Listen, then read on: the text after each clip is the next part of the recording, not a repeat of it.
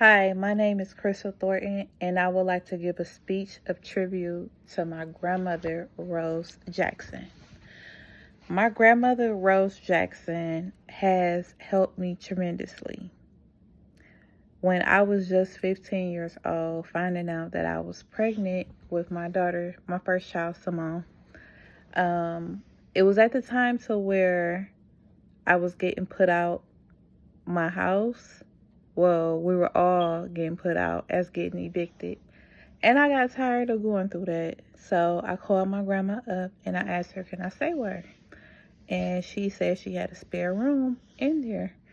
So I asked her, I'm like, can my baby come too? And she like, yeah, of course. So I was going to school when I was going to school with my parents. I was maintaining probably like B's, C's, just barely getting by. I really didn't care about school. But once I had my daughter, I still wanted that focus, but I couldn't get it. So it's like my grandma kept asking me that I had homework. I told her no. Always kept telling her no. I was still skipping. But it broke me from that bad habit to her just a simple of cooking breakfast for me in the morning, like a full breakfast. Me not having to do chores as soon as I get home, to where only thing I had to do was do my schoolwork. Like, I didn't have nothing else to do. I would have been bored. So I was forced to do my schoolwork.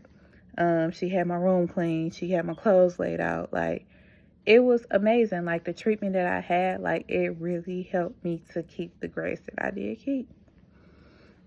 Not only that, my grandpa used to make my lunch, and my grandma and grandpa used to take me to school.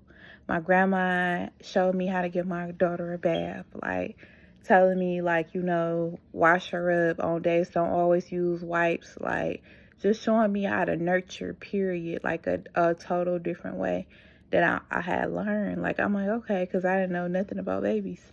So that helped me. And before that even happened, but that was the most most eventful moment for me and really heartfelt. And the other moment I had as a kid, my grandma and grandpa, they lived on 6 Mile, further, like by the lodge, and we stayed by 6 Mile by Southfield in Detroit. And my grandpa and grandma would come pick us up and then drive back towards their house and then jump on the freeway and go all the way on the east side and take us to church. Like, they would make sure they round up all their grandkids to go to church, get us, stop at the store first, make sure the pastor had something to drink while he was preaching, and got us some bag of chips. So after we get out of church, our reward was eating some bag of chips. Some days I only went because of the bag of chips, but it was very helpful. It was very helpful. And it kept me motivated. Like they say, raise a child up into church and they shouldn't depart. That's what God got in the Bible. And I think that is true, because me learning that as a child, it makes me want to relearn it the right way. Like, relearn God the right way.